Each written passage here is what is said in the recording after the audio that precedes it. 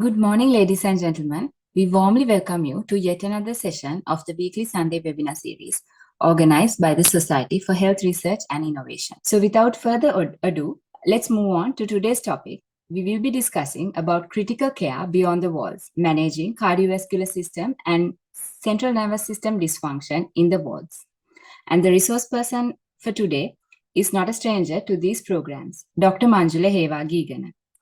Dr. Manjula Heva-Geegana is a consultant pediatric intensivist at the Pediatric Cardiac Intensive Care Unit of the Lade Ridgeway Hospital for Children.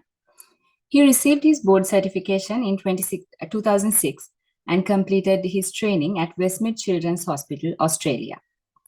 He played a key role in developing the PICU at Teaching Hospital Karapitiya and has led multiple quality improvement initiatives, including an award-winning project to reduce the post-operative cardiac arrest. Dr. Heva-Geegana is an APLS, pediatric simulation and pediatric ventilation instructor, and also the co-author of the Concise Handbook of Pediatric Emergency and Critical Care. He serves on International Committee of Pediatric Cardiac Intensive Care Societies and Education Committee of the World Federation of Pediatric Intensive Care Society. He is also an examiner and an educator in pediatrics and emergency medicine.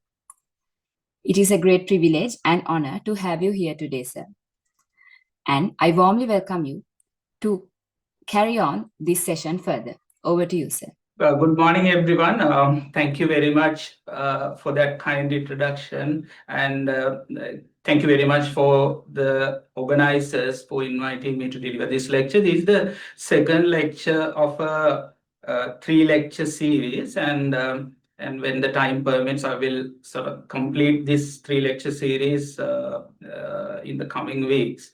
So we did a critical care beyond the walls first lecture, which actually concentrated on managing respiratory system in the ward setup. So this is the management of the cardiovascular and the central nervous system dysfunction in the wards. Okay, so this lecture will also has been built up on the same kind of principles. So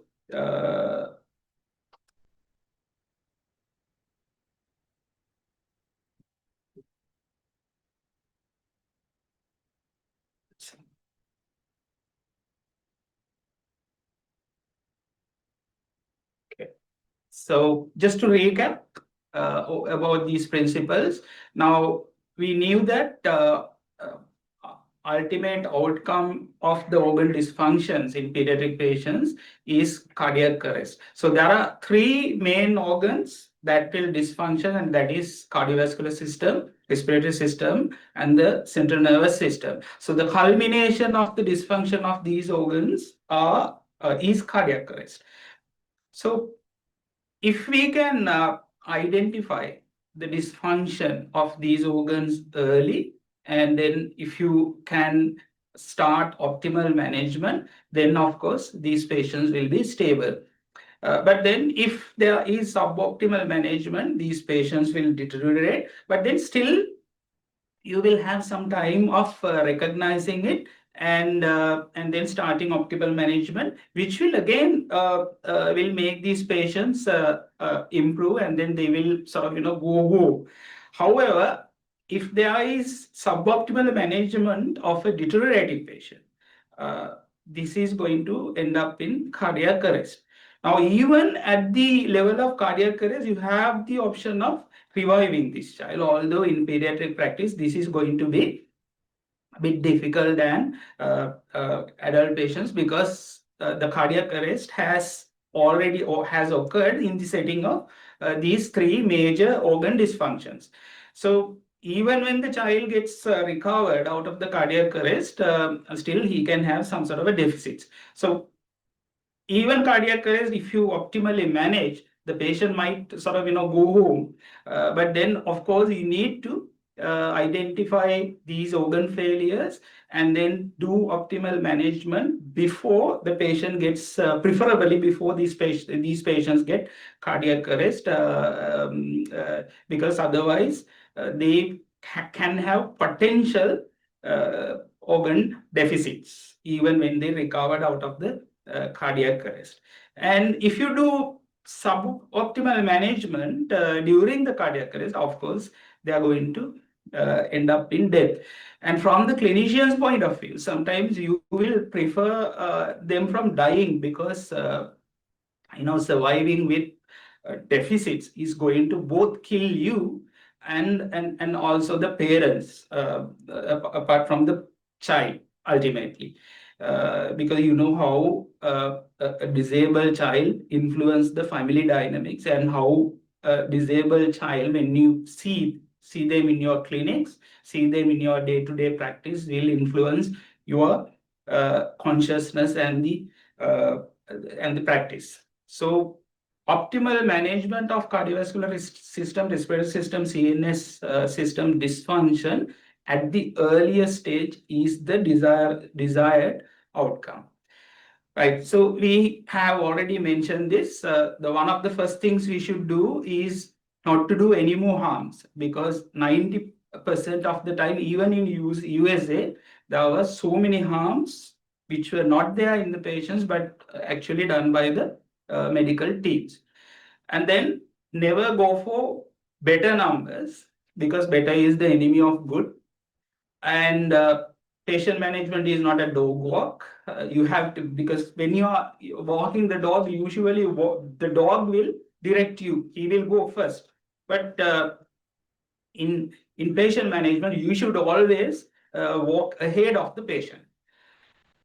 Then stop the falling rock at the summit. So you need to identify the deteriorating patient at the very beginning. Otherwise, it is going to crush both you and the patient. And do not treat the numbers, treat the pathophysiology. And we tend to treat the numbers sometimes, but always think about the pathophysiology and then try to treat the pathophysiology rather than the numbers. Then the numbers will get corrected automatically. Then the most of the time, maintaining a good balance sheet is very important, and not only in the patient management but also in our day-to-day life. So need to give an adequate supply as per the demand.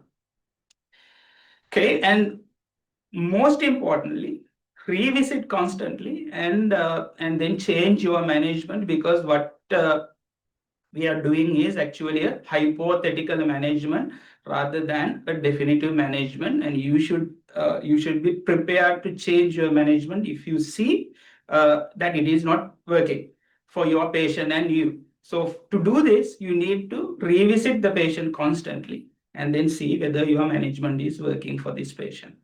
Right. And then we actually mentioned about the pediatric assessment triangle, because in the ward setup, there are so many patients, and you might have to see maybe 20, 30 patients during a session. So you can't, do you can do complete thorough assessment in each and every patient. Otherwise, it's not going to work. So in that context, pediatric assessment triangle, which we have discussed earlier, is very important.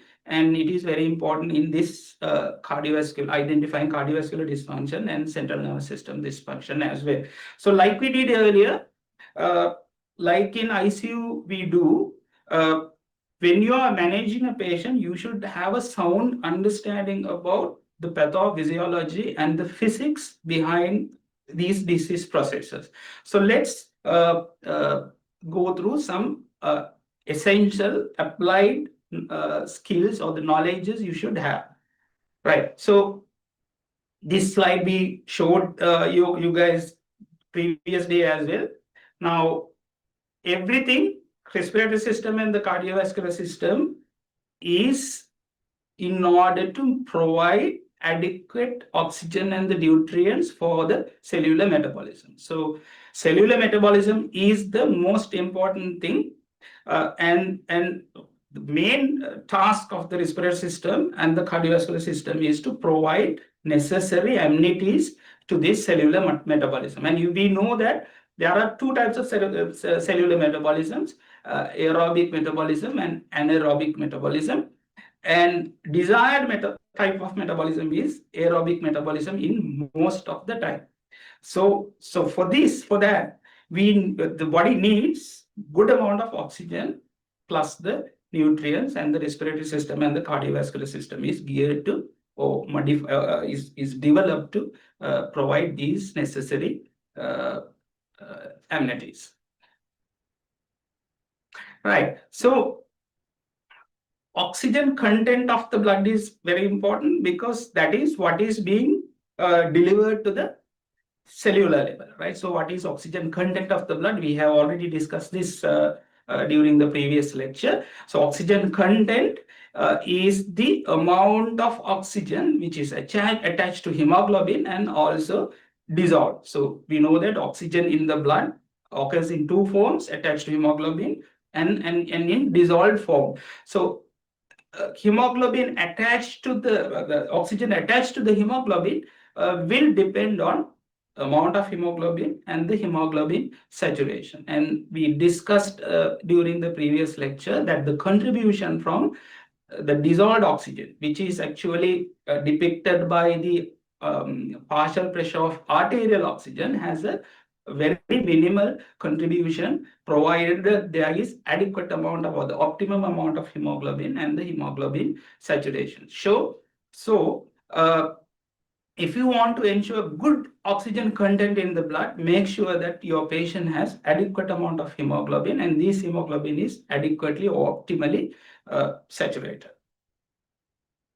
Right. Now, no point keeping oxygen in the blood, because this oxygen and the nutrients needs to go to the cellular level. So this oxygen has to be delivered, therefore, and this is done by cardiac output. So if you sort of incorporate this process into a formula, DO2 is oxygen delivery, and DO2 equals cardiac output into oxygen content of the blood, right? So if oxygen content increases and if the cardiac output increases, you can increase the delivery of the oxygen.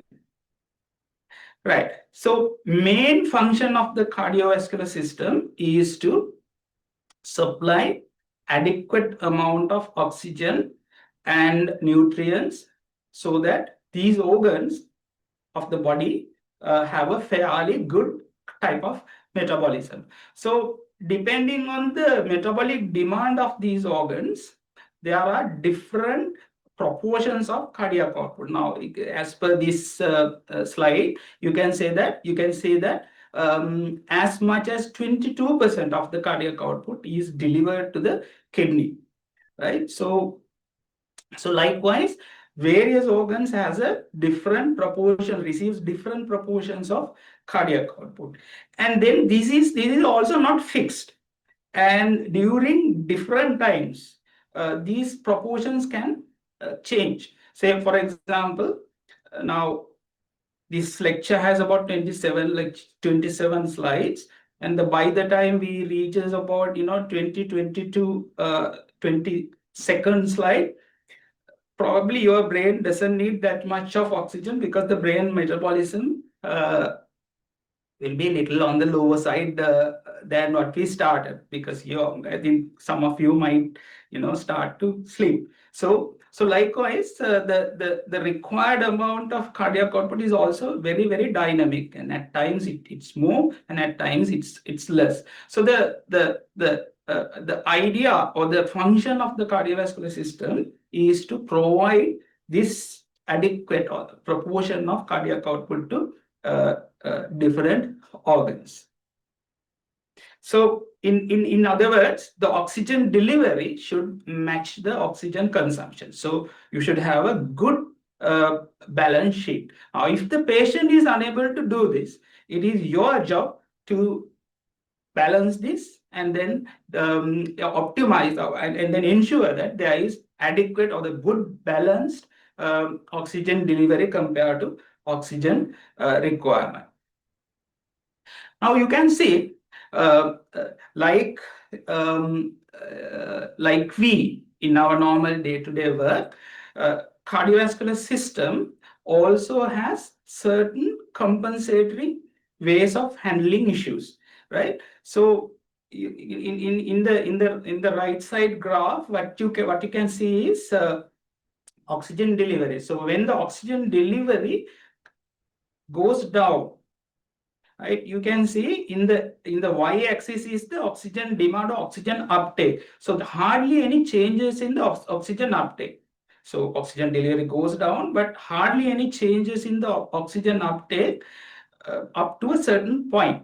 And this is because even when the oxygen delivery is less, body can still extract the adequate amount of oxygen so that the organ function can occur. Say for example, now think that I have a family and my family needs about 500 rupees for their day-to-day work.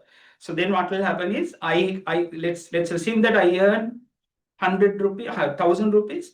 So once I go home, my wife will extract 500 rupees, right? So I will have 500 with me.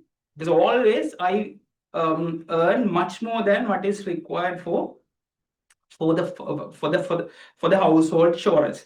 So likewise, usually our DO2 or the oxygen delivery is much higher than what is required at the cellular level. I think it's 3 times more than normally what is required.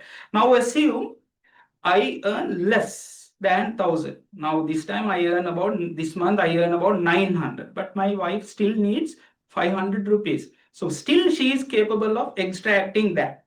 So how do you say that? Normally, when I earn 1,000 and my wife needs 500, there will be 500 remained in my pocket. But this time, because there is more extraction, so she has extracted 500 out of 900. Earlier, 500 out of 1,000, right? So she had, percentage-wise, she has extracted more from me. So the way someone see this is by examining my pocket, because now my pocket has less money than earlier. So if I earn, closer to the 500, let's say 600, then still she can extract what she wants. So nothing happened at the household level. But only thing is, what remains with me will be much less than in the usual circumstances. But what if I earn less than 500, 400, right? So what will happen? Wife needs 500, I earn only 400. So, like in usual uh, scenario, she will try to extract 500, but when she fails, uh, acid environment or the lactate starts to build up, isn't it? Right? So, this is exactly what happens at the body level, right? So, oxygen delivery to the tissues, usually it is much more than necessary. So if the demand goes up or if the delivery goes down, still body will be capable of extracting what is necessary for it until this critical point. And after the critical point, what the body will get is uh, what the cardiovascular system is capable of supplying, right? So it's called supply dependent state. So what the body gets is what is supplying. Okay. So one of the main things that the cardiovascular system, and for that matter the clinician, needs to ensure is adequate tissue perfusion. So what is tissue perfusion? So tissue perfusion is not blood pressure. So tissue perfusion depends on two things. One is blood pressure. Of course, you need adequate amount of blood pressure. And this blood pressure has two determinants. One is cardiac output and the other one is what we call systemic vascular resistance. And the systemic vascular resistance is determined by the caliber of the blood vessels. Then you have the cardiac output. So you need cardiac output as well as a good blood pressure to optimize or to have an optimum tissue perfusion. So your cardiac output also has some determinants, and if you can divide these determinants into two, and it is the stroke volume and the heart rate. And the stroke volume is determined by four other things. That is afterload. Afterload is the pressure or the load against or the resistance against which the heart has to function, heart has to pump. Then the preload. Preload is basically venous return. Then contractility. I think you can understand what is contractility is. And then lastly, diastolic filling. And sometimes the afterload is good, preload is good, contractility is fine, but the heart does not relax so that it doesn't allow adequate amount of filling. So venous return, the body will provide adequate amount of heart, but the heart will not accommodate it. And this is what we call diastolic filling or diastolic dysfunction. Okay. So two things, blood pressure and the cardiac output. Blood pressure has two things, two determinants, cardiac output SVR. Cardiac output has two main determinants, stroke volume and the heart rate. And the stroke volume has four determinants, afterload, preload, contractility, and the diastolic filling. And to have adequate perfusion, you have to ensure optimum numbers of all these determinants. Now here, there are certain things that you need to understand because some of the things has interactions and opposing actions on each other. Say, for example, systemic vascular resistance has an influence on the afterload. So systemic vascular resistance, which can increase by reducing the caliber of the blood vessels or vasoconstriction, will increase the blood pressure. Okay, but having an effect on the afterload, it can actually reduce the cardiac output. So in pediatric patients, therefore, you can have normal blood pressures, but still very low cardiac output. So remember, therefore, normal blood pressure in pediatric patients is not going to ensure that everything is okay with that particular patient. Then secondly, we know that when the heart rate increases, cardiac output increases. But in certain situations, like in patients with significant right ventricular hypertrophy, what will happen is there is restriction to filling, restriction to venous filling or diastolic filling. So in that circumstances, if you increase the heart rate, then there will be further decrement in the filling because the time available for filling will decrease when the heart rate goes up. So remember, there may be interactions between these, so which might affect which might have opposing effects on the blood pressure and the cardiac output and the other determinant. So a sound understanding about these basic things are therefore extremely necessary in managing a patient. Right. So, okay, whenever there is a circulatory deficiency or circulatory insufficiency, what the body will try to do, and this is the one that we try to modify in managing these patients. So first, whenever there is reduction in the perfusion, body will try to increase the cardiac output. Now, there are two determinants, as we discussed earlier, of cardiac output, heart rate and the stroke volume. Now, body in pediatric patients are unable to increase the stroke volume generally, right? So this is in contrast to the adult patients who can increase their contractility and increase the cardiac output significantly.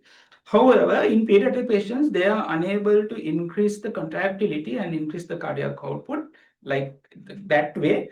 But rather, what they do is they will increase the heart rate and try to increase the cardiac output. So whenever there is reduction in the cardiac output, they will increase the heart rate. They have a significant capability of increasing the heart rate, and this is in a way to compensate for this reduction in the cardiac output. So whenever a cardiac output goes down, one of the earliest things you will see is increment in the heart rate. Then if this is not possible, I mean, if that does not correct the issue, then the body will try to maintain the perfusion by increasing the SVR. Now, as I mentioned earlier, increasing the SVR will increase the blood pressure, so might or might not increase the perfusion. So sometimes, therefore, this is a maladaptive response. Sometimes, okay, because increasing SVR is not going to solve the problem, but it might actually worsen the problem. This can occur naturally or iatrogenically by way of the physician, right? So second thing that the body try to do is to maintain the perfusion, and to do this, it will increase the SVR. So in these circumstances, even in the presence of significant cardiovascular insufficiency, the blood pressure can be normal or sometimes maybe even high. So therefore, do not go by the blood pressure in pediatric patients, or do not get reassured by the normal or higher blood pressures in pediatric patients. Still, they may be having significant cardiovascular dysfunction. Then the third response of the body will be to divert blood to vital organs. Now, first it will try to increase the cardiac output, then it will try to improve the perfusion by increasing the SVR. And if this also fails, it will forget about certain organs which body thinks is not non-vital, and divert blood to the other organs. So what are the organs that the body will think that is not important? And the main organ is skin. So we will see poor skin perfusion in these patients. So the skin will be pale, especially in neonates, because the neonates are supposed to be very pink. uh, Even a dark person like me during the neonatal period, mind you, could have potentially very pink skin, right? So they will be very pale. They will show very pale skin, and sometimes the skin will be mottled, right? Then the next unimportant organ as per the body is the gut. So your patient will have gut dysfunction. So they will have feed intolerance, and sometimes the mucosa will give way and will lead to minor bleeding, which will appear as coffee ground spirits. So this is the next response the body will try to do. If this fails as well, then the vital organs is going to get failed. So when the central nervous system fails, first the patient will get agitated, and then he will get drowsy. So the easy way to remember this is think about someone who is drinking alcohol. So first, they will be very agitated and they will be boasting about their things, right? So, but ultimately, they will become increasingly drowsy, and might ended up in coma. So this is exactly what happened during cardiovascular dysfunction. So central nervous system wise. So they will be agitated, then drowsy, then stuporous, and then ultimately ended up in coma. And another thing that you need to monitor is urine output, because if you can remember, 22% to 25% of the cardiac output is actually sent to the kidney, right? So therefore, whenever the cardiac output goes down, the urine output will go down, and also there will be certain other things that will be secreted by the body in order to conserve fluids. Those will also reduce the urine output. So main two things in terms of organ failure that we see is central nervous system failure and the reduction in the urine output. So if it is not rectified at this point, then of course your patient will get refractory shock, and if the patient enters into refractory, as the name indicates, nothing is going to uh, save the patient, right? So sometimes in the ICU, this is what we see, because all these things has not worked out either by the patient or by the physician. So ultimately, they ended up in refractory shock as a result. So the initial part of this is called compensated cardiovascular dysfunction or compensated shock, and the things that I have colored in red, is the decompensated state, and the last one is the extreme form of decompensated state, where the physician may not be able to sort of revive that sort of a baby. Okay, so management of the cardiovascular system, right? So now that we have some background idea about what happens during cardiovascular dysfunction. So what are you going to do? How do you manage the patient with cardiovascular dysfunction? So like in the respiratory system, first thing is anticipate a patient who can have potential cardiovascular dysfunction in the O. Now, this has to be done during the clocking, right? So during the clocking, in the sense, not only during the admission, but also during other times of looking at the patient. So if you anticipate, only you will see. Otherwise, there is a potential chance that you might not see. Then by using the patient assessment triangle, because as I said earlier, it's very hard to examine all patients for all the features of organ system failures. So patient assessment triangle will give you a vital clues into three major organ failures: cardiovascular system, central nervous system, and the respiratory system. And it is well known that when you are using patient assessment triangle or pediatric assessment triangle, 90% of the times you will be able to detect a deteriorating patient. So start using this patient assessment or pediatric assessment triangle in your day-to-day practice, which will help you thoroughly. Then information from the mother and the staff. So get as much information from the mother and the other staff members, like nursing staff or your colleagues. Right. So this we have already discussed. And in terms of cardiovascular system, what you will see is the patient will be agitated. And this is, at least during this point, you have to identify this patient, because if the patient becomes drowsy and comatose, then the vital time has elapsed. Then work of breathing side, what you will see is tachypnea. This is mainly because of the acidosis and also maybe because of the underlying disease. And then subsequently, once the heart fails and the pulmonary edema starts in, they will have increased work of breathing. Then skin, this is the most important thing that you should try to diagnose or identify. The skin will be pale and mottled, and the patient will be cyanosed peripherally, right? So this is a hand of a neonate. You can see the mottling, and here you can see very pale soul of this patient is probably after checking for capillary refilling time. Okay, so once you identify a particular patient with cardiovascular system, then you should go for more thorough assessment. So this is what we call primary assessment or ABCD approach. So you have to see what the airway is doing, you have to see what the breathing is doing, and then of course you have to manage the circulatory system. Now, I'm not going to do this. So this is the exercise. So try to work out the features of cardiovascular dysfunction. I think you can find this in any standard books, including APLS books.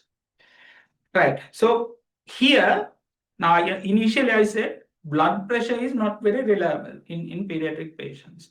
And blood pressure measured by NIBP is even not reliable. Right. So it is less reliable than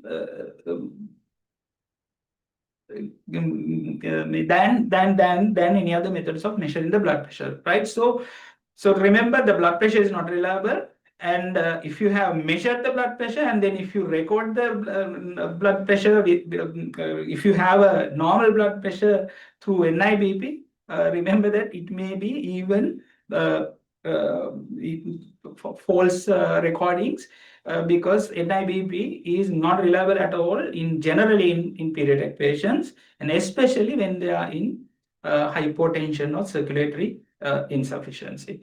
So very recently, we got a patient with extreme heart failure, hardly any pulses, even the central pulses were very weak. So patient was in perioperative status, and the transfer team was saying that the blood pressure was okay, and they were showing us the recordings the NIBP had.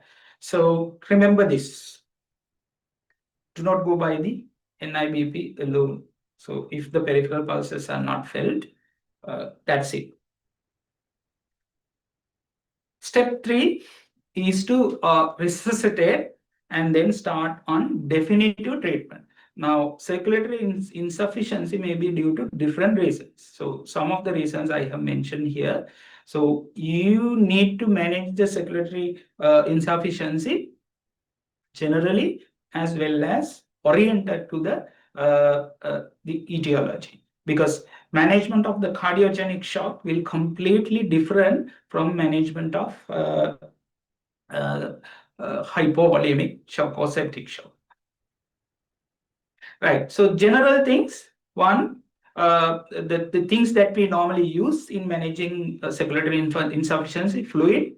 So you use crystalloids, preferably balanced solutions like plasma light, Hartmann, or Ingalactate. So the amount that you should give will depend on the underlying condition. Then vasoactive medications. Generally, we use adrenaline or dopamine or noradrenaline. And the type that you use, again, will depend on the type of circulatory or the etiology of the circulatory insufficiency, and then your preference.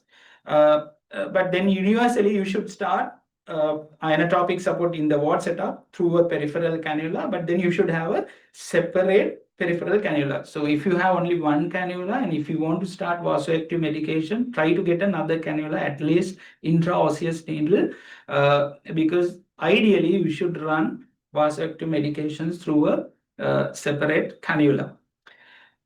Then heart rate manipulations, if relevant. So fluid, vasoactive medications, then see whether actually you need to manipulate the heart rate. Sometimes you might have to increase the heart rate, sometimes you might have to decrease the heart rate. So this is not generally done in the ward setup, but in certain situations, you might have to do this. Say, for example, few months ago, we sent a patient who was in complete heart block following a cardiac surgery with a permanent pacemaker inside.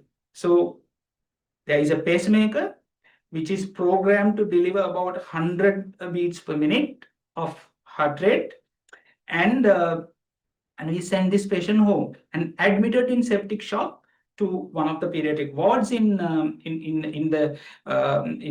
LRH, and then in septic shock.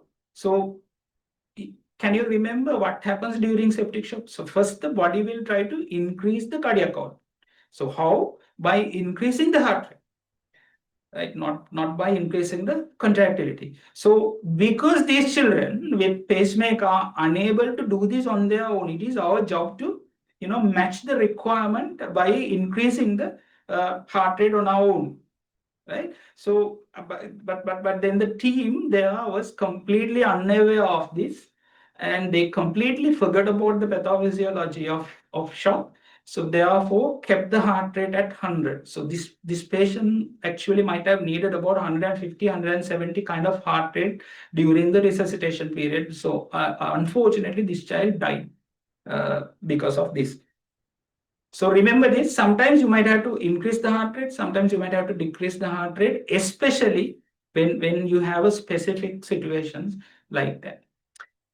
Then improve the oxygen content. So we have already discussed this, the importance of oxygen content. Then modify the metabolic demand. So if you can't earn more, then spend less, right? So say what are the conditions which will increase the metabolic demand? Like fever. So control fever. And if the child is agitated, and if the child is in pain, so control agitation and control pain. And then work of breathing is one thing that will increase the metabolic demand. So try to work out on work of breathing. So if the child is on nasal prong oxygens, start the child on uh, put the child on high flow nasal oxygen with a higher flow, so that the high flow machine is not only providing oxygen but also supporting the breathing. So normal flow is not going to support breathing. So increase the flow as much as possible. We did this.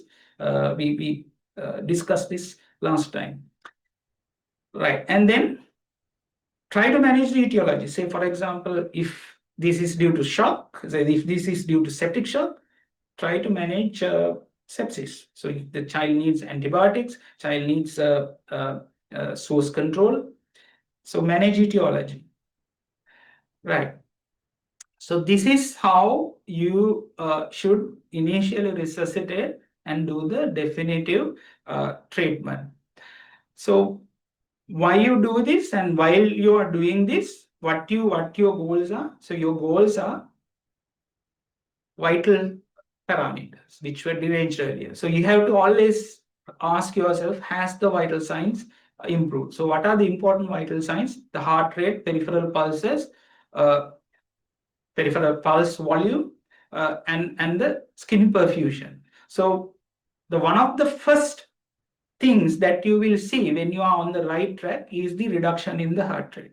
So like it is the first thing that goes deranged, it will be the first to improve, right? And then the peripheral pulses, very important peripheral pulses. So peripheral pulses are not carotid pulse or brachial pulse or femoral pulse. So the peripheral pulses are radial pulses and the dorsalis pedis and the posterior tibial pulses. And these are the first to go off. Now, initially you will lose lower limb peripheral pulses and then the upper limb peripheral pulses. Now, if you have lost radial pulses as well, so this means this patient is in significant amount of uh, circulatory insufficiency.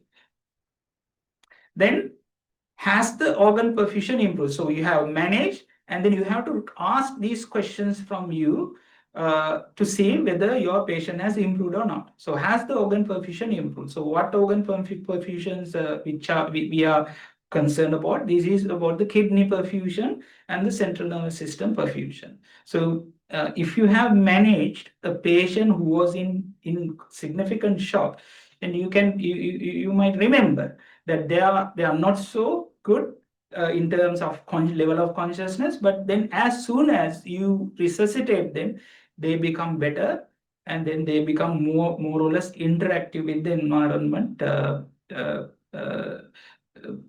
so that's the desired result. Then the urine out. Then have you found the etiology? Now, if the patient, once you resuscitated, if the patient is not improving, or even when the patient is improved, think about the etiology, what has happened to this patient, and then try to treat that. And then there are certain housekeeping matters. So what are these housekeeping matters? Once you do this, now think about where you are going to manage these patients subsequently. So is it in the ward, or do you need to transfer this patient to a better hospital or advanced hospital, or whether you need to transfer this patient to an ICU? So think about that. Then what sort of monitoring you need and the frequency of that sort of monitoring. Okay. Then what is the anticipated trajectory and the plan? Say for example, the patient had a heart rate of 200. So after initial resuscitation, the heart rate goes down to let's say 170, and then you anticipate this heart rate to improve further. So if the heart rate does not improve further, there may be something that you are missing. So you need to anticipate this trajectory and then tell it to the bedside team, like nursing officers. So tell them, look, I expect this heart rate to come down in the next couple of hours, and then let me know if the heart rate does not come out. So likewise, you should have a kind of anticipated trajectory, and then tell your plan about this anticipated trajectory to the bedside team. So what I'm trying to tell you is, now you detect a deteriorating patient, and then you start resuscitating. Don't stop there. finish what you have started. So get the patient to stability before you move on further. Say, for example, don't try to send a patient to an ICU without resuscitating the patient fully. Now, as I mentioned earlier, very recently we got a patient, and the resuscitating team was in conversation with me, and I was telling them, okay, do this, do that, and then stabilize the patient first, and then transfer the patient. But of course, they just transferred the patient, and then patient nearly escaped because we managed to, revive the patient before the patient enters into a refractory shock. So don't just transfer the patient without resuscitating. So you have started this and then you finish it. So make the patient stable as much as possible, right? Before, uh, you know, transferring the patient or giving the patient back to someone else. So that is about cardiovascular system dysfunction. And we will do more elaborate managements when we do the third lecture with some cases. Okay, so let's move on to CNS dysfunction. We will be finishing this in very few slides. So what are the applied knowledge with regard to the central nervous system? So there are certain things that you need to realize. One, brain is inside a rigid, non-expansible skull, right? So brain is there, and brain is surrounded by this skull, which is not expansible. Then, because of that, if the volume of the brain increases, because the skull is non-expansible, the pressure or the intracranial pressure increases, right? So volume of the brain is contributed by four things: brain and the brain water, CSF, and the blood inside the brain, which is arterial blood and the venous blood. So if volume of one of these things increases, there is a potential chance that the pressure inside the skull or intracranial pressure increases. Unless the volume, the total amount of volume is controlled by decrement of the one of these causes. Now, I mentioned about these four, and these four has proportionate amounts of volumes. Right? I can't exactly remember the proportions now, but they have some sort of a proportion, right? And if this proportion increases of a one particular parameter, the volume of the other should go down, or others should go down by an equal amount if the intracranial pressure to remains the same. Okay, so this picture shows you this. Now you can see the normal brain has certain amount of venous volume, certain amount of arterial volume, and certain amount of brain volume and CSF volume. So the big square is the skull, the volume of the skull. Right. Then, if there is a mass occurring, so what will happen is, so there is increase in the volume of the brain, but see the compensation by way of reduction in the volumes of venous volume, arterial volume, and the brain volume. Right. So the brain volume has gone down, arterial volume has gone down, venous volume has gone down, CSF volume also has gone down. So there is no significant increase in the intracranial pressure here. But on the left, on the other one, now the mass has increased tremendously. So further reduction in the volumes of these parameters is not possible. So now intracranial pressure starts to increase. Now this is depicted in this graph. X-axis is intracranial volume. Now you can see intracranial volume increases, but then hardly any changes in the intracranial pressure, which is there in the Y-axis.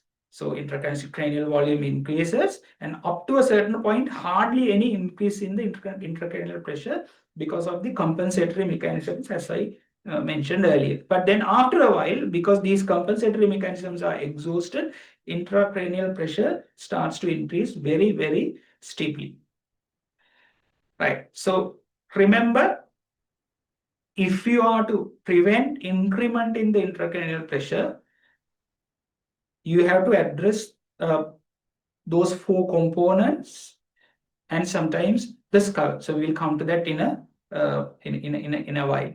So the second thing that you need to know is that cerebral perfusion pressure, mean arterial pressure, intracranial pressure, and their interactions. So these interactions are given by this formula. Cerebral perfusion pressure equals mean arterial pressure minus intracranial pressure. Sometimes venous pressure, central venous pressure also will contribute to it, not always, right? So if you are to keep cerebral perfusion pressure as it is, you have to increase mean arterial pressure or you have to decrease intracranial pressure. If the intracranial pressure increases, you might have to increase the mean arterial pressure by some amount, or you need to try to decrease the intracranial pressure by certain mechanisms.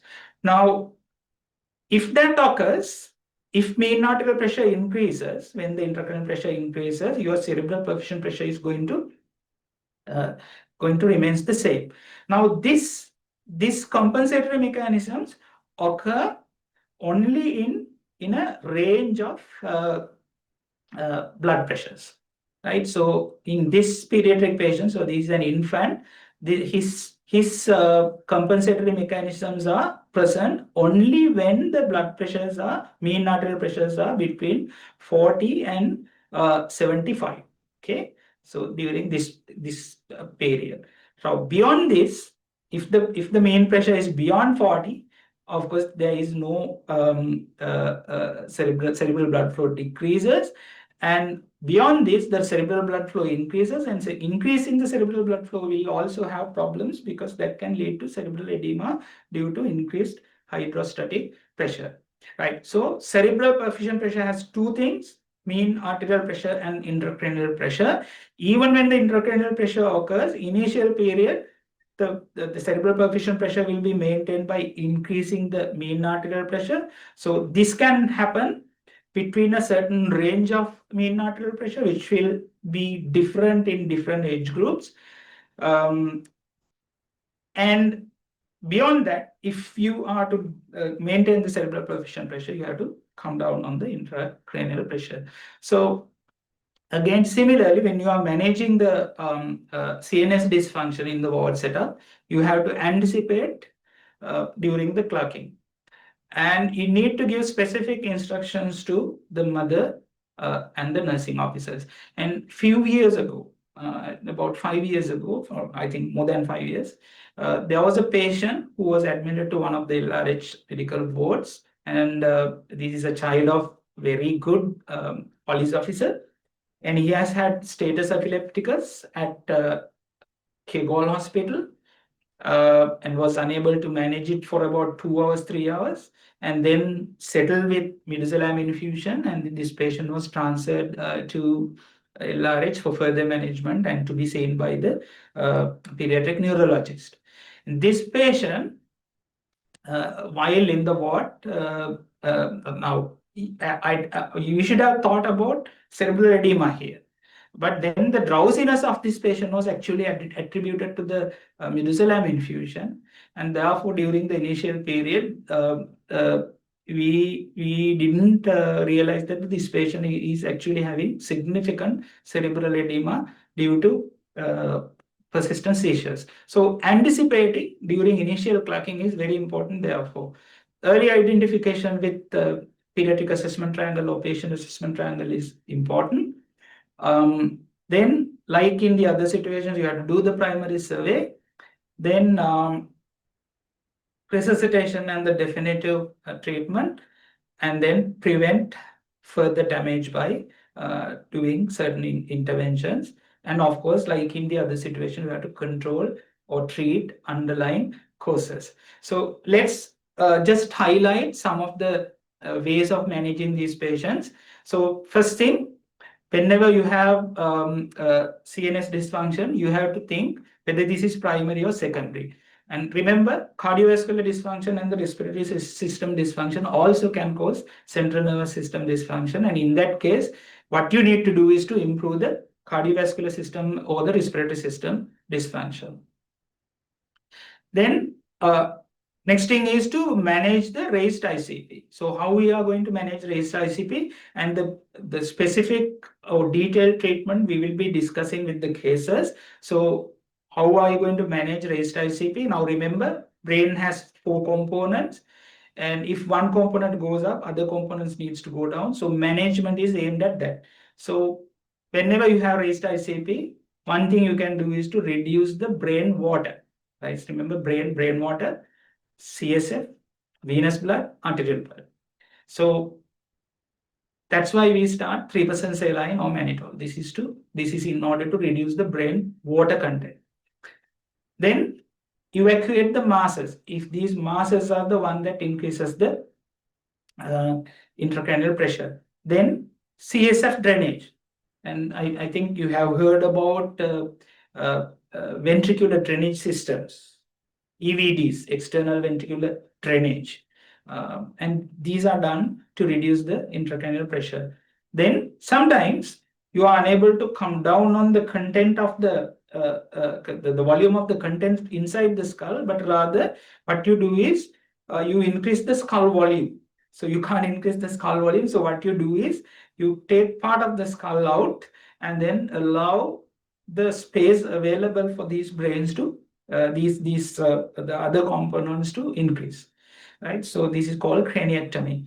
Then controlling the cerebral blood volume. Sometimes, especially inside the ICUs, we control the cerebral blood volume by manipulating the arterial blood flow and the venous blood flow. We use pH and the carbon dioxide to manipulate this, but this is very difficult to be done in the wards. But we will discuss some of these methods when we are doing the cases. Right. So, like reduction in the ICP, you have to maintain the CPP. Now, remember, CPP is related to mean arterial pressure. So, use vasoactive medications and fluids to maintain mean arterial pressure. And then, most importantly, you have to prevent secondary damage. And this is what we call neuroprotection. So, you have adequate oxygen to these patients. Reduce metabolic demand, like in other situations, like you control the temperature, you control the activity, and control the seizures. So these patients might need some sort of calming medications, and maintain the acid-base balance, and control the ICP, because spikes in the ICP will also can further damage these patients. Right.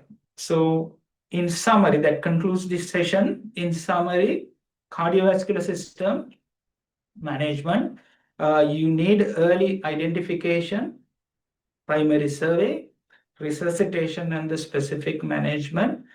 And remember, you need to maintain the cardiac output and the perfusion both. And also sometimes you might have to reduce the demand. And even if you forget everything, but always remember, blood pressure drops late. So if the blood pressure is normal, don't get reassured by that. And also remember that NIBP is very unreliable. And if the all other points, other things are pointing towards poor circulatory function, even when the NIBP has normal or higher blood pressure recordings, don't take that for your management. And remember that the management depends on the etiology. So management of septic shock is quite different to management of cardiogenic shock. Then central nervous system dysfunction management, again, like in the previous, early identification and the primary survey, resuscitation, and the specific management. And more importantly, there are two things that you need to maintain, and that is the cerebral perfusion pressure, and then you have to take measures to reduce the intracranial pressure. So neuroprotection, you have to start, and this is to prevent secondary damage. So, like I said earlier, all these measurements needs reassessment again, because what you are doing is a hypothetical management. So you need to reassess these patients again and again. So like, I'm not promoting this supermarket chain, but they had this nice, interesting slogan, "Gedare Yana Gama." So you can't manage patients, right? So you have to manage, calm, and reassess the patients, and then change the management uh, um, whenever necessary. Thank you very much. Thank you very much, sir. We have like few questions in the chat box. Is there any way of measuring the VO2? Are there any things available in Sri Lanka to measure the VO2 of a patient? No, we are not actually using. So even in other countries, like in very sophisticated ICUs, you don't take VO2 measurements in normal day-to-day clinical practice. So in Sri Lanka, this is completely out. So there are ways of measuring it, calculating it using cardiac output measurements and certain other things, but these are hardly necessary during clinical management. So it's about commencing management and clinically assessing the necessary amount of uh, oxygen delivery adequacy. So sometimes, if at all, you can use lactate, the venous saturations as surrogates of adequacy of oxygen delivery or the VO2. There's another question, sir. How can the ward teams ensure safe discharge planning and continuity care of for these patients who are recovering from critical illnesses? Okay, so I guess what they are asking is after immediately after the resuscitation, probably. Yes. Yes. Yeah. So as I said earlier, now you need to have some sort of an anticipation about the trajectory of this patient. Say for example, if the heart rate was very high and the blood pressures were low, and you should have a kind of planned trajectory or projected trajectory of these patients, and that's what you need to plan. So say for example, if the heart rate has gone down with your initial resuscitation, and you assume that it needs to go down further, it can't go up. So if it is going up, there is something else. So therefore, so careful. For the first thing that you need to know is you need to work out is the anticipated trajectory. Then secondly, you have to have goals. Now, what sort of blood pressure I'm aiming at? What sort of vitals? What are the lower range? What is the upper range? For all the vital parameters. Then you should have a monitoring system. I mean, how are you going to monitor these? Are you going to do continuous monitoring, or are you going to do intermittent monitoring? And then if so, what sort of frequency? And who is going to do this? And if you have an abnormal value, what are you going to do? So if you answer all these questions, I think you can do safe transport of these patients or safe further care of these patients. Thank you very much, sir. That's all for the questions. So I would like to thank Dr. Manjula Hevagigana for this excellent and insightful lecture on critical care beyond the walls, the CVS and CNS dysfunction management in ward setting. Your practical approaches and the clear explanations truly enhance the understanding of managing critically ill children outside the ICU. And we deeply appreciate the time and your effort that you have taken to share your expertise and your experiences with us. And we also look forward to having you back with us very soon for the next part of this valuable lecture series. Thank you very much, sir.